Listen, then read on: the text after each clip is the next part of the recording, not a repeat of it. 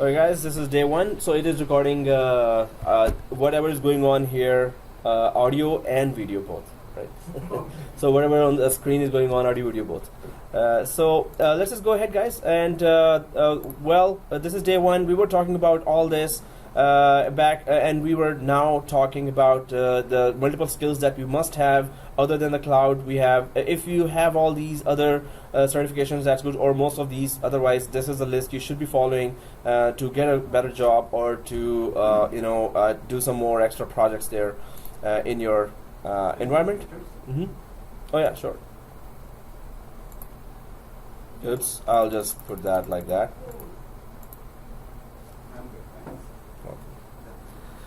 Okay guys, so this is the slide you will get. Those who have sent me the Gmail, I'll just create a Google group for those, and you will be receiving all the communication after that with the course material. Course material, sorry, next second class I think, because Okay, so if IT is your field, then get a good hardware as well. Get a laptop with 32 GB RAM, i7 quad-core processor, SSD, 500 GB hard disk. It will be useful in performing all the complicated labs of VMware, MCSA, Exchange Server, Citrix, Linux, etc. Although we're going to be using these desktops here for these machines, we're going to be creating virtual machine for the AWS gateway, and then we're going to do the full labs, some of the full labs that we have to. So we're just going to go ahead. Always better to group together and do certifications. So by the end of the course or the mid of the course, you will get that exam collection related stuff, as well as some information, more information about the exam. So help for the exam will be there once you have decided to carry on. So about AWS course, making decisions based on the AWS recommended architectural principles and best practices. So definitely this course is all about that. You have to make decisions about what services you want to use and what are the services there, and there are so many services there. So leveraging AWS services to make your infrastructure scalable, reliable, and highly available, and then leveraging AWS managed services to enable greater flexibility and resiliency in an infrastructure. So of course you need to know inside out of AWS in order to make those decisions. So making an AWS based infrastructure more efficient in order to increase performance and reduce costs. So these are just some of the main areas that we will be covering, and you will be able to do after the course so using the well architectured framework to improve architectures with AWS solutions. So what are the services and how you would be using that, and how in depth they go. What is the high availability and disaster recovery side of that? We're going to try to understand that. Course content is pretty simple, straightforward, not very in-depth, but with the book we are trying to follow. Although I'm going to be not following according to the chapter wise, like first chapter is this, second chapter is that, third chapter is that. So we're going to be following according to our creation of our network environment, just like in a production environment. First we create our basic infrastructure, then we go for building up the components on top of that infrastructure. So we're going to go that way. So core AWS knowledge, we're going to go for that. Then designing your environment, making your environment highly available. So what are those features? Where do you use that for to make your environment highly available? Then forklifting or an existing application onto AWS, which means just that if you have on-premise some applications, what are the services that are going to offer a migration there, or what are the best scenarios where you can put those applications from on-premise to AWS. Event-driven scaling as well. Suppose there's a project going on and you have 200 servers now, and then because of the event or because of some more interest by the users, thousands more users are at once connecting to your service. So it's going to scale according to that. It's going to charge you, of course, but it's going to scale according to that. You can scale. It's going to offer that scaling, right? So you want at once, as we discussed before, 300 more servers or 500 more servers or 2,000 more servers. You can just have them right away. So automating and decoupling your infrastructure again. So whatever tasks you're doing every day, and it's taking time, just it supports scripting as well. And there are some other languages for scripting. We're going to talk about those, and some of the ways you can just go for the some of the books that support those languages, and you can try to at least understand the scripts for AWS if you have to create them. And decoupling your infrastructure, of course, if you are done with your project, you can just now you don't need those 5,000 machines, so you're not stuck with them. You can just fulfill their requirement or the time of the month. Maybe by the end of the month you have to wait, and then just shut them down, terminate the machines, and you don't have to pay for the next month. You're not stuck with those machines. Designing storage at scale. So if you want storage to be available, what kind of storage that needs to be available? What kind of IOPS are you talking about? Input output per second. So SSD and storage is there. The data storage. Suppose you just want to store the data, you don't need SSD for that. But for hard data, which is frequently being used, that you want the SSDs to be there. So the more SSDs you're adding up to your servers, virtual servers, the more, of course, cost it's gonna incur. But overall cost is always then simple, right? So here, designing storage at scale, we can just then talk about storage. And some companies have petabytes of data, right? Above terabytes, huge data, right? So they want to upload that data. It's going to take them months, according to the feasibility reports. So AWS can just send you their own storage device, physical device, to your premises, and then you can just connect it to your network, transfer all your data to the device, and then you can ship the device back to AWS, and AWS will upload all that huge data in one of their data centers. And that's just a device, just like a desktop here. Then suppose you have huge amount of data, again petabytes of data. AWS can send you a full truck, and literally it's 18-wheeler they're gonna send to your company. It's gonna connect, and all the storage is there. So instead of your company uploading directly to AWS, and it's taking them forever, so they will upload locally to the storage of AWS on an 18-wheeler, and then it will go back to AWS data centers, and it's going to upload there. So your company, which is seeing that, oh, in months we're going to be uploading all that data, will be uploaded in weeks, right? So that is called Snowball. But there are many other very advanced features that large businesses really need and cannot survive without that. So hosting a new web application on AWS, of course, then it does take part as a web application as well. So you can just, it is a full registrar. You can just buy a website there, and then you can just host the website there. It supports all the web application side languages like PHP and others. Also with Route 53, the DNS, you can just park the domain. Suppose you bought a domain, your company bought a domain from GoDaddy.com, and you can just transfer that to AWS directly, and it will use the scalability of AWS as a website. Suppose your website gets a lot of hits. Does it also support that DNS redundancy? Oh yeah, Route 53 is a DNS solution from AWS. It's called Route 53. So that is really redundant, and you will see all the features of a latest advanced DNS scalability and security of DNS in Route 53, ROUTE 53. So it's the port number of DNS. So hosting a new web application on AWS, and if it gets a lot of traffic, of course, bandwidth is scalable. So sometimes you see that a website is totally crashed because of the traffic. So that never happens on with a website that has been hosted on AWS platform, because bandwidth is scalable, their infrastructure is scalable. So at once you're getting hundreds of thousands of users or clicks, that's not going to crash your site. Like some other events, whenever some event happened and everyone is going to one specific site, Canadian immigration site went down as well at one event. Okay, so if that immigration site was on AWS, it could take up to whatever bandwidth is required. It's going to just adopt to that and scale up to that kind of connectivity. So the four pillars of the well architecture or architected framework, well, we're going to talk about that in detail. Disaster recovery and failover strategies. So what are those strategies, and how do you do disaster recovery if you're connected with a hybrid network or environment, or all machines are there up on the AWS and you lose one of them? So till what part AWS covers that, and after what part it says, hey, that's your responsibility. So you should be setting this by buying these services.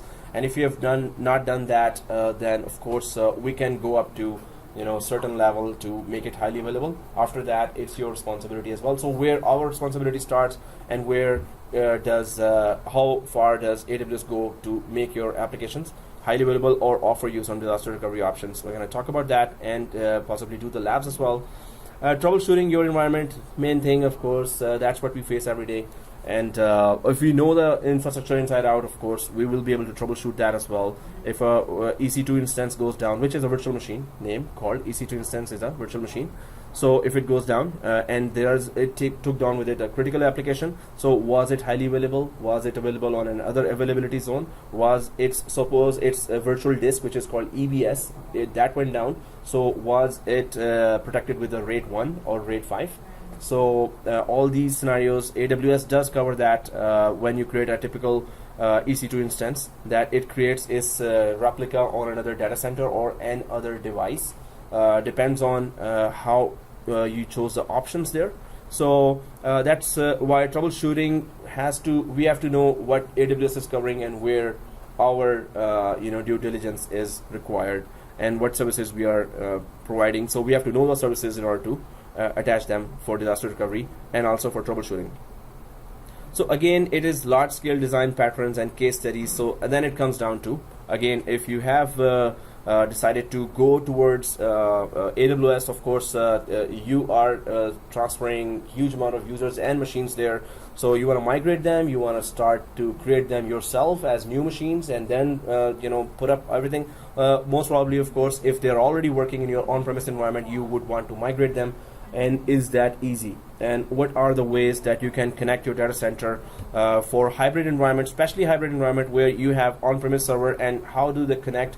Do you need a gateway installed, and how do you install a gateway? What kind of gateways are there to be installed for virtual environments, on-premises virtual environment, and those machines in the cloud, AWS cloud? How do you do that? With Azure as well, it's the same case, but we have now an expert here who is doing Azure and with Hyper-V, so we will be asking use case scenarios from him as well. Thank you for that. But in advance, but we're going to be discussing that because there will be also kind of best practices we're going to talk about that we will be facing in the industry.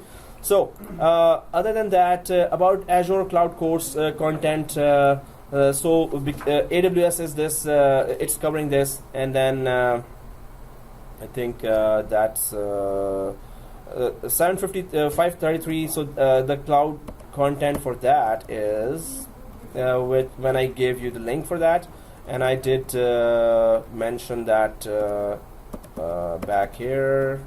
Wow, that's a lot of slides. Okay, there it is. So 70-533. So I'm trying to cover the critical concepts of both vendors here, so we could cover what we will be facing in the industry. So if we go for this Azure as well and try to connect to internet for that, and of course Google does not, in my computer, Google does not open most of the Microsoft sites. I think maybe it's a rivalry on computer level. So it simply crashes there if you open a certification site or something.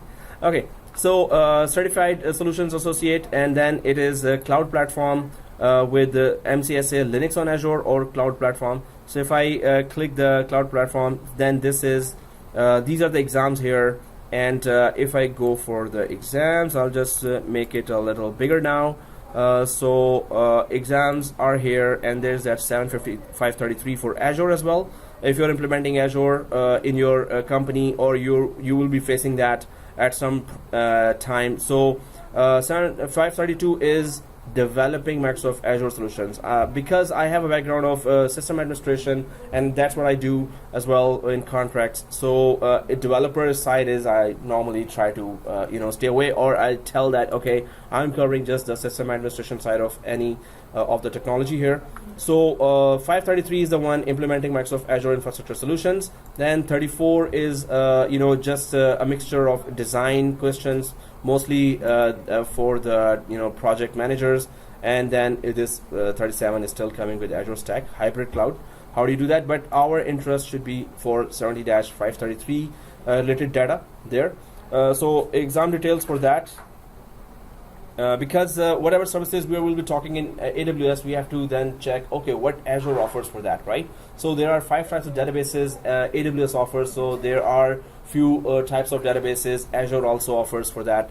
First of all, so the AWS exam is $150 and Azure exam is $165. And if you have, you know, public college email, suppose you are having that email in public college, it could be half the price for public college students, right? Like George Brown or Humber or others. But otherwise 165. But you've done 533? Okay, you said you will be doing it, right? Okay, cool. So here, skills being measured. This is the page that tells that what we'll be covering, what should be, what is Microsoft expecting from an Azure administrator. So we're going to be, so design and implement Azure app services. So this is app service apps, right? So there are a lot of business related applications that, or apps we can say, that you can connect. You can connect from Azure CLI as well, and with PowerShell. If you're good in PowerShell, normally administrators learn PowerShell when they have to face it. Otherwise, if you know enough that you can modify, that's good enough, right? Diagnostics, web apps, it's a long list of apps, not very long, but these are all business apps, right? They are connected with Azure, they are connected with Office 365 as well.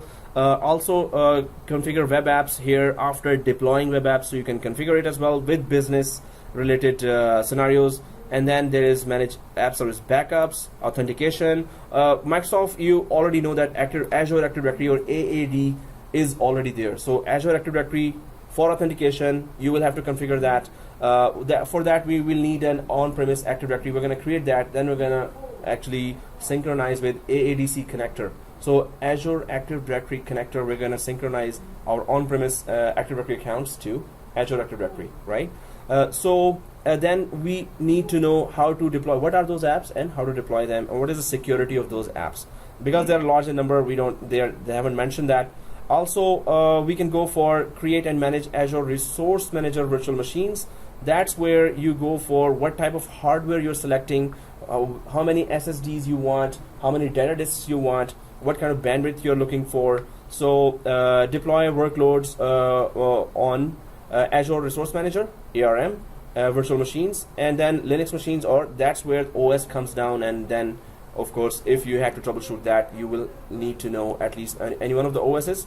Perform configuration management, design and implement VM storage. That's where, you know, storage is there with AWS, storage is there with Azure as well. So that's going to be a good comparison. Of course, their disk types are different, but you know, basically concepts are same. You have to have RAID 1 or RAID 5. Mostly RAID 1 or RAID 10, you can say, and how storage is being handled in AWS. The names are different, interfaces are different, but the concept is still the same. But how does AWS handle overall your storage and your virtual machine? That's still depends on how they plan their infrastructure, and it's different in Azure. But monitor ARM, so ARM VMs, which is again Resource Manager, Azure Resource Manager here. And we need to just check that, talk about that, and try to do some labs for that. Scale ARM VMs, how scalable is that? And we can compare with AWS, how scalable is that? So if you want scalability, more versions, more virtual machines, how fast can you deploy? How much are they costing you? So all that will, you know, then you can see the ease of scalability and high availability or replica creation would be which one is offering easier options for that, right? So manage containers with Azure Container Services. So containers is a new feature. Anyone has used containers, Docker containers before? You've used that? Implement that as well? Implemented? Cool. So we're going to be talking about that. AWS has also offered that in Solutions Architect. It is we're going to include that if it's not there, but it's you know, not available. So we're going to be talking about that in detail as well. That it provides a separate you know, space for you know, on the OS level, on the application level, you can just have separation of services. But what is that? How do we deploy that? We're going to talk about that. Design and implement storage strategy. Now it's going to go in depth with that storage strategy here. How do you want to make your storage scalable and secure as well? And how would you want to monitor it? And so content delivery network, how Azure CDN works and how AWS CDN works, and how do you use the blob type. So we're going to then implement virtual networks. That's where AWS has VPC, Virtual Private Cloud, and Azure has this virtual networks or private networks. So that's where concepts are again, of course, the same, but when you try to implement that, it's just different interfaces. But why would you want a private network on a cloud? Anyone can. Just it's easy to manage, and basically it's just you are extending your network. Basically, it's Exactly. part of your corporate network. You can also give private IPs in the cloud by connecting to the cloud with the public IP, and in the back end you can have your own private network with 192.168.200.1 or 0.1 up to as many machines you want, and that is just an extension, as you said, from on-premise to a private cloud. Yep. Well, more flexible too, rather than running with cables. I mean, if you want to add a port, you have to buy the switch. More redundancy there too. So definitely you have that cloud section there, which is not very much public, and you can just create your own private network inside, as many as you want, right? So Inside the cloud? inside the cloud you can have private network, just like we have a private network here or at home. That's for private cloud. Yeah, private cloud, virtual private cloud. They just call it different names, but Azure has its own virtual private cloud, and AWS has its own. So VPC it's called there. Here it is. This. AWS called VPC, virtual Yeah, private cloud. AWS calls Here VPC. we call, in Microsoft, it's virtual peering. You got peering. Microsoft peering, yeah. Okay, but it. BGP running between Yeah. data. So again, I'm saying that concepts are same, Yeah. but of course, how to implement it, that's where the challenge starts. And what you may have to deploy gateway or not in AWS. You have to, and we're going to be deploying that. It's a longer lab as well for how to connect your on-premise application to cloud, or how to create that private cloud inside AWS, and then try to ping the machines from here there, or ping between machines between one private section of the cloud, one subnet to the other subnet as well. So how do we enable that subnetting as well, or how do we enable the routing as well inside the AWS? And then we can come back here and touch this lab as well. So that's going to be a lot of understanding to how do we technically do that, right? So if you can create your private networks, of course the company would not require then their own networks in their data center, or whatever building or property they have bought. If you can create those private networks up there. So again, design and implement multi-site or hybrid network connectivity, and then ARM again as a resource manager for VM networking. So networking side, we have to cover what are the terminologies there, and how secure is it, and why would we want to do that, and how do we give IP addressing, how DNS will work there. So all this we have to discover, and design and deploy ARM templates. Then of course a resource manager, what kind of resources you want a typical machine to have.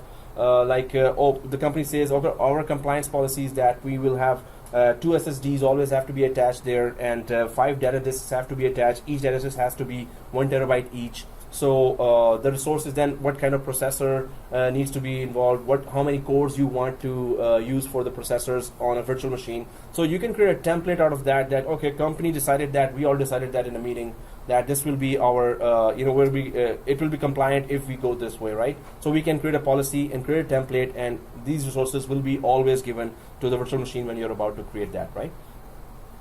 So RBAC, now Microsoft background guys would know that that's policies that you can create, that role-based access control, how much granular you can be when you're giving access to the users to specific services. Hey, you're a junior admin, okay, just only configure or touch these 5 machines in this subnet and nothing else. So sometimes the access you gives access to those users which on those areas which are not required for that user to be connecting to. So unwanted access you want to avoid.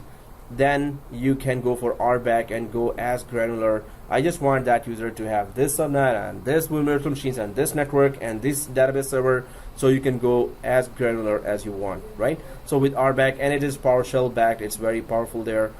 So we're going to try to do the labs for that as well. Manage Azure security and recovery services. It all comes down to then how much disaster recovery is, how smooth it is, and what compatibility it shows with the current infrastructure you have in your environment. So manage data protection and security compliance, implement recovery services, and create a backup vault. So Azure has its backup service, AWS has its backup service. Are you using Azure backup? No, right? So, but any Microsoft backup solutions you have, or you have DPM? Okay, so it's pure Microsoft, nothing from outside. The like offsite backup is called Evo. Oh, okay, Evo. Yeah. Okay. So DPM, this is like only Microsoft shop. So no other vendor. So all solutions are by Microsoft, so why not? And the licenses are then cheaper as well, right? Cool. That's good. That's good. Then you can just connect easily DPM to the cloud backup solution, Azure, and if you want, but of course it's going to incur some costs. So implement DR as a service, disaster recovery as a service. When you see as service, of course, you're offering something from the cloud here. So DR as service as well is available, that you have a machine that a replica machine on the cloud and replica machine here. Although the bandwidth has to be good, but still you can just try to use that. ASR configuration best practices. So manage Azure operations, and then we're going to talk about enhance cloud management with automation. That's where DSC comes. If anyone has used DSC before, desired state configurations, that whatever configuration you have, if you want this configuration to stay there, it's going to check after a certain amount of time with a script that is that configuration still there or not. And if it sees any change in the configuration, it's going to put it back to where it was before. So misconfiguration is not an option then, right? So anyone just configured, oh, let's just check that, or by mistake you selected that and you were busy doing something else, DSC will check. Normally it's every 15 minutes as well, but you can just put any time there, and then it's going to just reinstate that previous configuration which the DSC is supposed to maintain. So it keeps your environment compliant, but definitely you have to really be very careful about that you really want that change to happen. Then just do some tweaks in the DSC, or don't implement DSC on that particular resource or critical servers there, right? But it is really, it's going to keep you compliant, and nobody can make those changes, or if they do, you will be able to put them back with DSC. Sorry, is the question like DSC is it like, as I can see this in Azure Cloud Management, but is it the part of the Microsoft OS level base? DSC is available in Microsoft infrastructure, so it's a PowerShell based service offered by Microsoft. The question is like, so it's a service separate. So can I use it on my server 2012, or in case if I want to use it? So it's like a separate module. Do I have to purchase, or no. It's built-in. It's a built-in. Okay. You don't have to buy anything, or no, there's no license required for that. You just need to know how to create that DSC script, and DSC scripts are available online, and that's it. Then it keeps, and it's very easy to implement. So you don't have to be a developer to do that, right? Then collect and analyze data generated by resources in cloud and on-premises environment.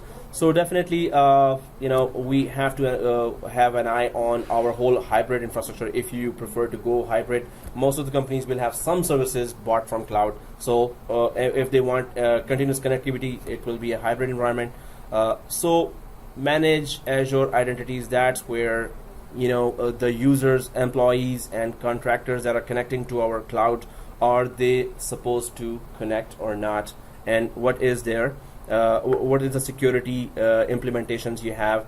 You can see MFA mentioned. Of course, we cannot go without MFA. It's near the time now. So what are other? So there's monitor ADFS, Federation Services proxy, and web application proxy servers. Suppose you have Federation servers implemented across your environment. That's like a little more complicated, but it lets you connect very easily with a lot of inbuilt security measures there, which is very cool. So manage domains with Azure Active Directory Domain Services. So you can just park domains there. You can as tenants there. So in 7410 we do that project where we install our Active Directory and users on that. Then we synchronize it to the cloud, Azure cloud. Then we connect from GoDaddy and get that domain and park it as a tenant on your Azure services. So Azure cloud will be connected or synchronized to your local users as well as your company website that you have bought, and that domain will be hosted on the cloud as well. And then your users will have that domain name as the full email address. So Azure will be working as your company network. So manage domains, how do you add domains? This is done in Azure, also in AWS. Route 53 does that in AWS, that you can park the domain, you can synchronize the users, you can use their authentication services, or you can use in Azure Active Directory as well. But they're going to be charging you per month for Active Directory connectivity. So, but Active Directory is easily, of course, when Azure is there, you go for Azure Active Directory. If you want to use Active Directory, otherwise, AWS has its own resources there, right? So here, okay, and then there is, today is the instructor is a little loud. Maybe he's always man, double CCIE, right? He's a Passion. That's what we need. Okay, guys. So pretty much a lot of stuff here with Azure as well, and with AWS. I'm planning to just include whatever service we are having in AWS. We can just see that Azure version of that as well, or we can first cover AWS and then we can cover Azure as well. We can in a comparative measure, or in a manner, or in as a separate set of topics as well. We can do that. So implement Azure Active Directory B2C and Azure B2B, business to business, and business to our on-premises network as well. But anyway, this is the course content for Azure. You can see it's a full-fledged course of its own, and AWS is a full-fledged course of its own. But in cloud management, we're trying to put them in comparative manner, that you would be able to know and implement some of the technologies, and you would know that you will be in a better decision making stage, that I could use Azure for these kind of services and I could use AWS for these kind of services. But it's not like in depth a lot of things that how do you implement. The longer labs will be coming in SysOps if you want to go in depth with AWS. Otherwise, we're going to be doing comparison, and majority of the labs will be there, and you're going to find some of them complicated. But that's why you're in this field, system administration, and I'm sure it's not going to be complicated for you. So let's just go ahead, guys. This is just a rundown of Azure related services as well. And then now the bad thing about Azure is you have 30 days of free account that you can extend to 60 days, and you have 1 year free account for AWS, right? So I wish Azure or Microsoft had given us 1 year access as well to check their services. But it's just a free tier by AWS when you create a 1 year account, and still some charges incurred, because we do get out of that range of free tier just to check some services for our own career. Of course, we have to check all the services. We have to implement those gateways. We have to implement those Route 53 configurations. So some of those services are out of the range of free tier. So, but the charges are still in cents. It just incurs 1 cent, 2nd cent, 3rd, 4th, 5th. So it's very, very nominal. That's why I'm saying that keep in mind $10 per month, maybe 12, right? So okay, guys, this is a run over of our Azure, but we have to create accounts on both the free accounts. With Azure, you have to create an account, free account with your credit card, and if you don't want to, it's up to you. But with AWS, you don't have to do that, most probably. They don't require that. They didn't, but they will want a credit card there, because if you incur some charges while using your free tier, that's where they need to send you the code somewhere, right? And they need to know, of course, is this a legit user or is it not? So if it's up to you, you don't want to use a credit card, you don't, then it's you can just see all the demos, because without that they would not know are you the user that you're saying you are. So there is that decision making that you have to do, and majority of the students do that. Nearly actually all the students do that, but there's no one forcing here, of course. So I'm just gonna go back to the slide here and try to check out our next topic here. But let's just create our accounts so we could get some familiarity with all the web services and the interface. How do we connect to, which region are we connecting to in AWS, and how are we connecting to Azure as well. But for those, we need to fill out those forms that they have for creating a new account there. Now we have talked about Azure here and AWS. So if we go ahead a little, so this is let's create an AWS student account in, well, it's not a student account actually, it's a free tier for anyone. Anyone can create a 1 year free account there, right? So you need to have an institute email. No, you don't have to have institute email. Later we discovered that when we became authorized academy for AWS, they were giving us some rules. Then they said, okay, no, it's okay, just go with Gmail or go with your own email as well, and create that account. So we're going to create that account here in order to check all the features and practice them, test them, but keep in mind, at least you'd be willing to sacrifice at least $10 per month if it comes down to that. Otherwise, I'll tell you that you don't want to practice more on the service. Just delete it right away. So we go through that service, we go through the wizard, we install the service, we talk about the pros and cons, the best practices in the industry, and then you can carry on and do some extra work on that, or you can delete it right away. So I'm going to tell you which ones you should be deleting, and actually all, but which one you should just keep on having for 1 or 2 days, and please practice at home as well and repeat that lab. You can create 2 accounts as well, 2 free accounts. So just give a separate email as well, right? So we can do all that. So let's just go ahead and try to create that account here. It's a free account. You could have done it at home, you could do anywhere, but we have to at least start using that AWS right away instead of going through all the theory. We have to do some action as well. So how do we go there? Just Google AWS free tier. AWS free tier. So this is the one, AWS free tier, and this session is being recorded as well. So you can just go for free tier and just go ahead and create your account there. So if you see this page here, I just googled AWS free tier, right? Oh wow, somebody put forever as well. Yeah, you wish. So without credit card, people are trying to put there. So if they could do that, basic form requires they need to know who the user is. So if you go down, Microsoft Azure free trial, but here it is, AWS free tier, Amazon Web Services, right? So let's click that. Without this free tier, of course, you cannot use the services, and that's not going to be then very useful for this course. So here, once we go to AWS free tier, if you're on this page, anyone on this page, right? And click the create a free account. So this is just like a typical form. Go ahead and fill that up, and nothing technical here. So I'm just gonna click the create a free account here.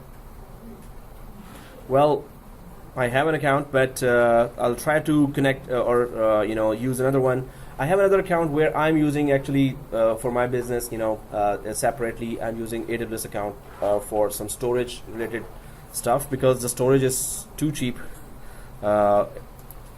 Okay, sign into a different user. I'll just try to go ahead, create a new AWS account. If that comes, just to put the form in the video as well. But it's just a typical account, AWS account name. Okay.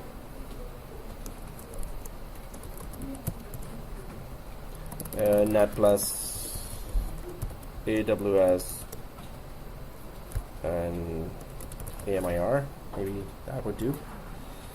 And then I have 2 emails already registered with 2 AWS free tier accounts. So do I have a third email? Yeah, it's required your credit card. Yep. So they need to know who is the person, of course. So this is the way they can know. So you have to put that credit card information there and try to go ahead and just get registered. Even at home you're doing that, you have to do that. With Azure you're doing that, you have to have the credit card for unless it's a company account, of course, that's a separate thing, right? But in a free account they need to know who you are. So well, no, I don't have to fill up the form because I have 2 accounts here already. I would recommend that if you create another account as well, just to play with it, or this class account is also okay. Or class account, what I mean is that you're going to be using in the class, we're going to be doing all the labs together. We're going to be understanding each and every aspect of the features that we're implementing. So I'm just going to log into my account here, and I'll wait for you on. I'll go to the machines if there's any help you need or anything. So I'll just come and help you. So I'm just logged in, and how a login looks like, you should be on this page. If you've logged in, it should be this page then. Or these are the services written there. So you can just click the services area if once you're inside. So I'm just going to pause the video here. And zooming now, and we have all logged in to our AWS account here. If I magnify here a little, actually a little. So here on the left side, I'm seeing some services here, but anyone else is seeing those services here, like Snowball, Glacier, EFS, EC2? No one, right? EPZ and console. Yeah, just history, console, home, maybe billing. No, EPZ and console home. That's And you know why? Because of course we haven't used those services, right? So as soon as you start using that, you will have a record here in the history on the left side. Oh, we have used that, we have configured it. So that's always keep an eye on that okay, what services we have used and what services we haven't used yet, right? So it's going to put all that. Then there are all these services: compute, storage, database, networking. These first line is pretty much part of the whole course that we're going to be going for. Developer tools is for DevOps, which is actually another exam. So it's not our exam objective to cover any of those. Developer tools, management tools, CloudWatch is there, and some of them, the services are there: CloudFormation, CloudWatch, CloudTrail, but some of the services are in SysOps, right? So here they're not arranging the services according to the course. It's a company and they are offering all the services, right? According to the exam objectives, what is covered, we're going to be covering that. Security, identity and compliance, IAM is there, and directory service, I will push that there, although it's not here, but for objective is still that we should have anything to do, whatever is being implemented, what will be asked in the industry, we should at least try to add some of that stuff here. And then so security, identity is there, first full line is there. And then if we go for analytics, there is Athena Cloud Search is there, the rest are not. And if we go for artificial intelligence, we're not talking about artificial intelligence now, but it's interesting. Internet of Things, contact center, game development, mobile services. Then application services, there's SWF that we're going to be talking about, Elastic Elastic IPs we're going to be talking about. Then messaging, simple queue service, all three we'll be talking about in messaging because it's the exam objective part of the course. Business productivity, nothing in the course related, but guys, if anyone wants any other thing, we can just talk about that, although exam objective itself is covering the most critical business requirements that we'll be checking. So business would require at least these services to be properly working and all its features. So that will be a lot of data itself. So if we go for this, instead of going for that, first of all, everyone sees on the right top North Virginia, or anyone seeing global. Some other? Global. You're seeing global. Okay, so Ohio, US East and US East, North Virginia. We are on the East Coast, so you would see automatically East showing up here. Only you will see global if you are in the IAM or secure, where you're creating your accounts here, where you're creating your authentication, IAM. This is security, identity, and compliance. So when you go here, it goes global because accounts will be created and that account can be used in every region across the globe here, right? So in this case only, you will be seeing that, okay, we're going global. If you go down here to IAM here and click that IAM, so again, up there in the link, you can see that we are still connecting from US East, right? So do we track that link? Everyone's seeing that URL, right? Where did you say that I am? So again, go to the services, security. see this, Yes, services, and if you see security, Yeah, click on that. identity, and IAM. Where are you going? So authentication management, see this, security Yeah. and management. Okay. Okay, and click this, IAM, the first one. Okay. And then identity and access management, and these are all the services that we have to enable, or whatever services. I think you're seeing all warnings here. You're not seeing anything Except green the here. first one. The first one said delete your root access key Yeah. is green check. Green. But so the rest, MFA, we're going to be configuring, and multi-factor authentication, and all others we're going to be going through that and checking that what is the security policy related to. But if I go on the right top now, it goes global, right? In that case, it will show that some of the services may not be available in some of the regions, right? So in that case, suppose you go for a storage service, for example, and that service is not available maybe in African region. Africa doesn't even have a region, right? But some of the services, if you see some of the cities here, some of the regions, actually they are not cities, regions here which are not selectable, then this means that service is not available there. But this Right. is IAM doesn't need a region. Yeah, it doesn't need it because it's centrally you're creating Right. security and central account. Exactly. So that's why. But again, if you see some services that some of the regions are grayed out, that means it's not obviously that service is not available in that region. So if we go back to services here, again, let's click the services here. And then there is compute and EC2, ECT container service, Lightsail, Elastic Beanstalk, Lambda, Batch. In the compute area, where the course objective is about EC2, and well, actually none of them are there, but we're going to at least discuss what they are. In storage area, S3. This is the bucket, or this is the folder that you're going to create that will give you some kind of storage below. So this is the container, just like in Active Directory, if you have OU, organizational units or containers there you use. So this is the S3 bucket, we say, and it will be the container that will give you proper storage. Then you can increase the storage. Oh, I want 1 terabyte storage. Oh, I want 10 terabyte storage. So through this container, you can request that storage. Then EFS and Glacier and Storage Gateway, these are all related to storage. If you want bigger storage, if you want a backup of the storage, Azure has backup.azure.com services. So backup service for Azure is a separate site.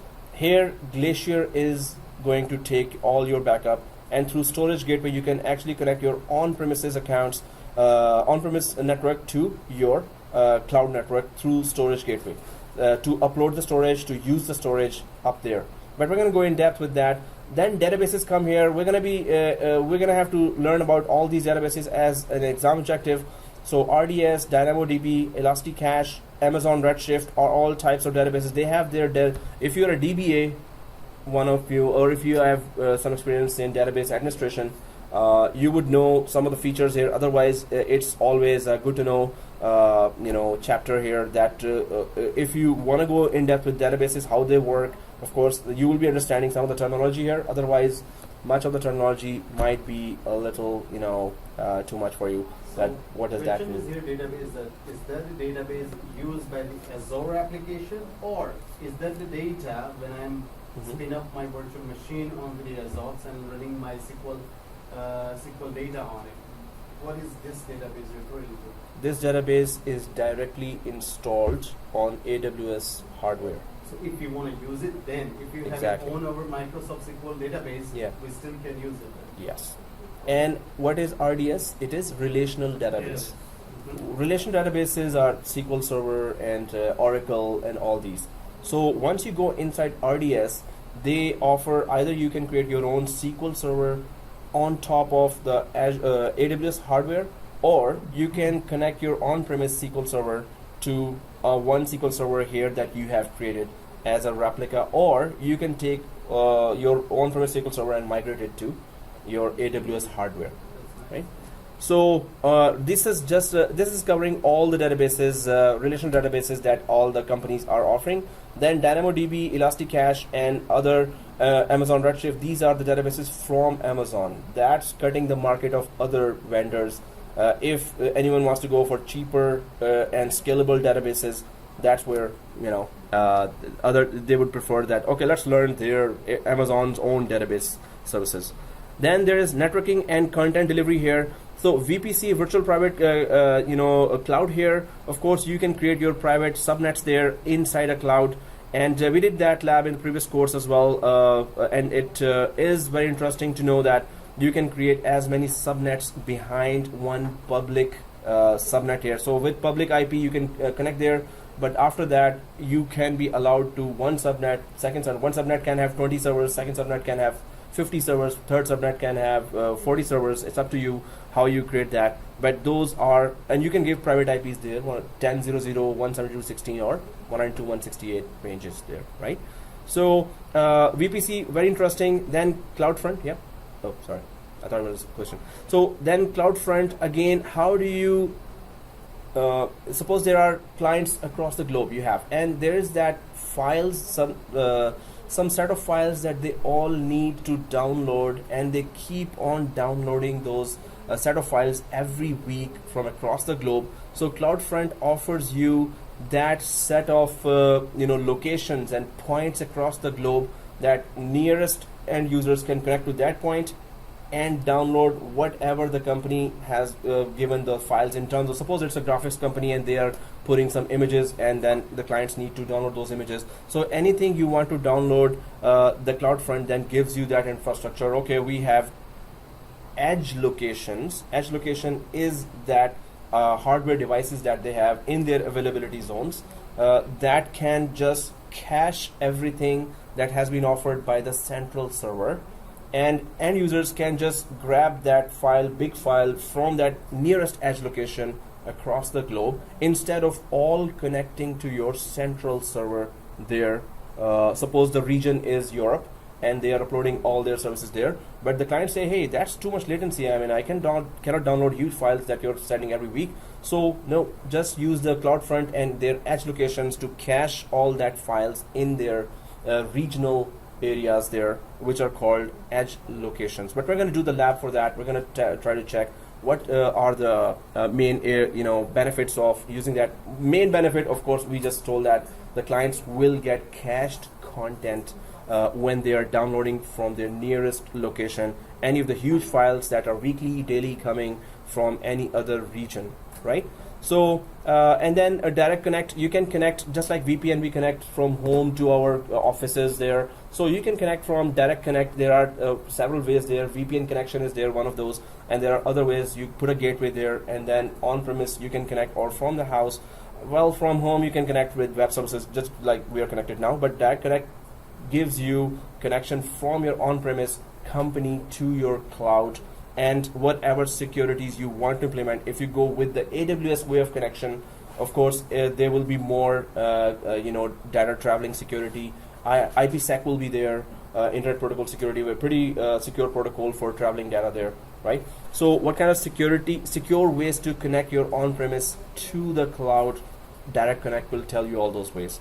Route 53, of course, is the port number of DNS, right? So Route 53 is all about DNS. You can just create A records there for any of your virtual machines, or to your on-premise router where you want all the traffic to be redirected, or any VPN server that you have, or you can actually purchase your domain and then connect all your on-premise users to that domain. So their username john@yourcompanyname.com should be created there. So Route 53 will be there. Some networking and content delivery will be very interesting topic that you would want, and you will see its applications in the business, soon. So, or you can offer that as an application. So migration, AWS Migration Hub, Application Discovery Service, Database Migration Service, Server Migration Service, and Snowball. So that Snowball here is what I was talking about, that if you have huge amount of data to be uploaded to AWS, they send their 18-wheeler trawler truck, and that has all the storage there in the back, and it just copies all your data locally and then goes back. And then there's a device there, so all levels of data upload are there, plus migration services are there as well, right? So then we've talked about this compute, storage, databases, network connectivity, network content delivery, migration. We'll try to do that. In migration, the course covers Snowball only there, because in SysOps you go for more in-depth services there. And then we have here developer tools. It's not in the is solutions architect because it's a developer. So DevOps you will go for. Management tools, CloudWatch we're gonna go for. It's a very good monitoring tool. You really need a monitoring for all your instances that are working right now, and all the alerts. Just like Microsoft has SCOM, their System Center Operations Manager, right? And VMware has a very good monitoring tool, vRealize, right? Very, very effective. vRealize, if you have used that. Is it a free? Do we have to pay for it, right? Well, It's a separate think license. The Yeah. Veeam is also have a nice one. Did you ever use it? Veeam monitoring? Amazing, yeah. Okay. Veeam One. Veeam one. Yeah, Okay, Veeam one. that's their separate product. Okay. No, it's a free. Yeah, it's a separate product, but it's coming along free with if you're purchasing Oh. Veeam One standard. Veeam One. nice. But No, vRealize is. I use Yeah. V1 for the monitoring. Yeah. Okay. Cool. Yeah. But vRealize, if you install that, it's pretty expensive. Yep. Okay, guys, here's the thing between the difference between vRealize and Veeam. Okay, with the vRealize, what it does is it goes and it takes every single calculation that VMware has, that they capture analytically, right? And what it does is it has a learning algorithm, right? With Veeam, they can't get down to the core because, as you know, in 6.5, the core is now focused on OS, right? So they're not going to let Veeam get down to the proprietary core, right? So that's the difference Mhm. in terms of the In analytics. 6.5, definitely now they have to just be compatible with that. Veeam would be have to be compatible with that, definitely. So thank you. And so CloudWatch here, good monitoring tool. OpsWorks. Then they have so many of other monitoring tools here as well. And then finally, in fact, not finally, that's the first thing we're going to be doing. We're going to go for security, identity, and compliance, and we're going to create our user accounts. We're going to try to check all the we have to. So guys, you have to implement or install your Google Authenticator in your cell phones. We're going to download that Google Authenticator. So that's going to give us multi-factor authentication, and it works perfectly. So it's good. What is that? It is just going to come up with a number every every 5 seconds. It's going to come up with a new number.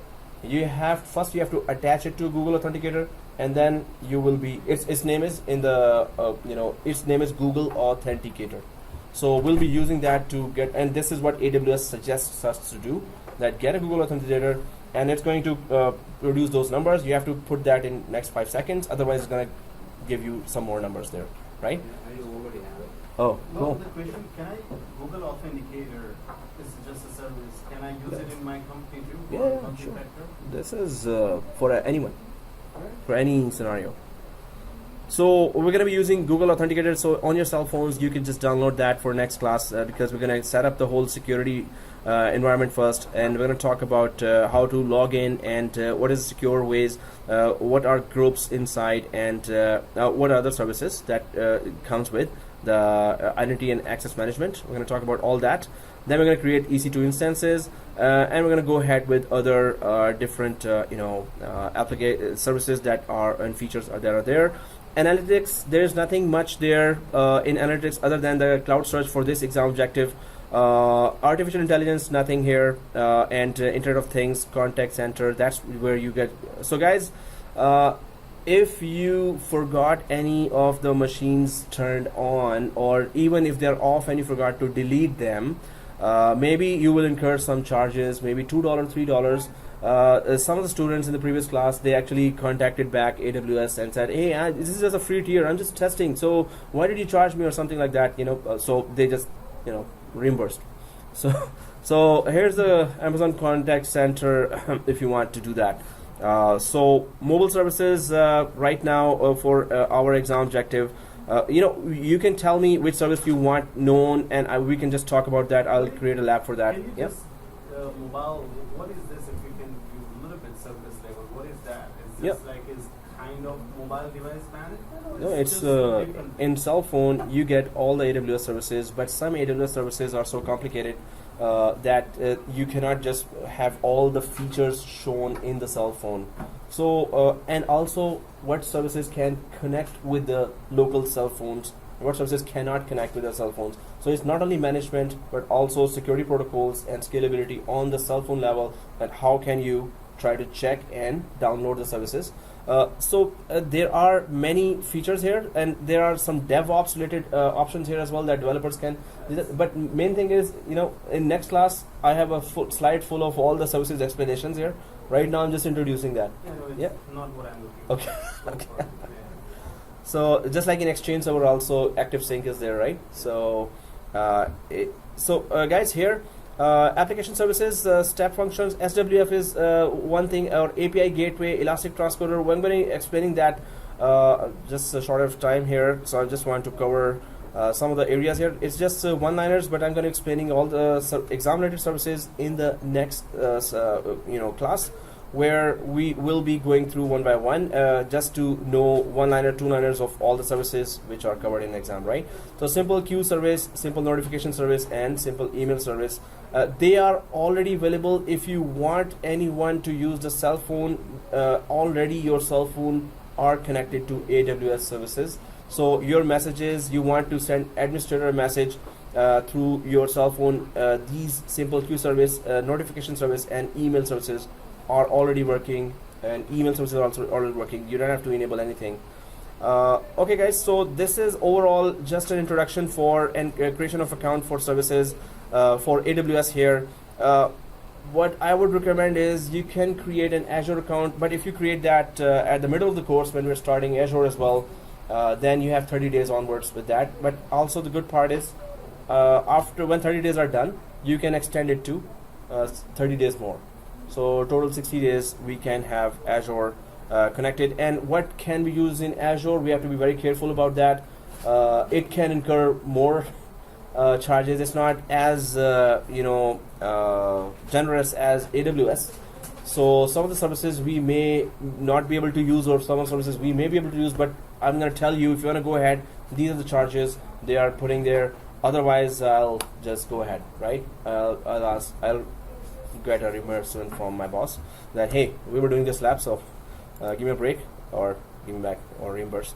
Anyway, guys, so this is just an introduction for the course, all the course topics, the exam strategies, and the lab. So you expect a lot of labs there, and it has to be hands-on for us to understand, but we'll be careful about anywhere where we're going out of the free tier. We're just going to be careful there, and I'm going to tell you right away, as soon as the lab is done, if you want, go ahead and delete those, or otherwise just keep those machines if you want to play some more. That's why I'm saying that create 2 accounts. You can create second account with another email, right? And there you can just implement that as well. But don't forget that suppose you deleted in one account and you thought that you deleted another account as well, those machines, that could be double charges. But again, it's not going to go up to more than 10 or 12 maximum, even if you forget everything. That was a worst case scenario, that it was 10 or 12. So okay guys, see you next week and 10, and we're going to start with IAM, and we're going to go ahead with all the EC2 related services, and what are the high availability options, how can we use availability zones, how can we use S3 bucket, how the storage works, and how can we connect with on-premises. So we're going to create some local machines here as well in order to have an Active Directory on-premise network, so we could try to communicate that network with Azure as well as AWS, just to check, right? Yep. So, in your opinion, when will we kind of, step into the actual side? By the middle of the course. Okay. So because we're going to cover 50-50 both, so most critical services of both as per the exam objectives. We're going to go for that. The reason I was asking because, I'm kind of attending, and already I passed the first interview, So from my For current company, Azure. Okay. So their primary is Azure, secondary is AWS. Oh. So I basically they are happy with my first interview. Okay. Now I'm meeting them next week. Oh man. So I told Okay. them I enrolled into AWS. Azure course. So I will be certified within probably 3-4 months. Okay. They are very keen on that. So that's why Ouch. Yeah, it's gonna be not with your time. I guess we're not meeting the timeline, but it's okay. we'll be covering. And you have some experience. But Yeah, if you need some, you have video trainings for that. I do not. For the Azure side, I don't. Email me. Okay. So I'll try to give you some material for I that. didn't take any of your contact information. Hope that the slide you will send it to us. Oh yeah, this today's slide, and I didn't. The next topic you're talking about, right? Yeah, No, sure. Today's one. Today, yeah, sure. Because that one has your contact information. Exactly. So, And guys, did you send me your email? Did you get my number? I did give my email there, right? okay. So if you have noted down, please send me your Gmail account because I'm gonna upload the video there, and I'm gonna add your Gmail there, right? So I'll just put it back to yeah, this one. So guys, this is my email. Say that netpluscollege.ca, this one. So, and my number, please note down the number, and email, please send your Gmail from your Gmail to my this college email. So, I need your Gmail account, right? Or just take my number down as well and just send me that WhatsApp me or text me. Just let me know which college, which student. So I always reply which college, which student if you don't introduce yourself, because I asked that from all other colleges as well. So students just, hey, teach, what about my course? And I say, okay, which college, which course, which student? So which college, which course? That's the first question I ask. So please do introduce yourself first. It's NetPlus, CloudManagement student, and what's the name, so I could know. So guys, just if you want any material, class material, or any other, just let me know on email or on my number. Just text me whenever I have time. So sometimes I'm in the class, so I cannot respond at that time. So if there's a delay, just kindly follow up as well. Alright guys, so see you next week at 10, and we start doing the labs. It's gonna be pretty much hands-on. I love doing hands-on. We have to have hands-on in order to understand everything, right? So I'm gonna stop the video now, and please do communicate if there's any question.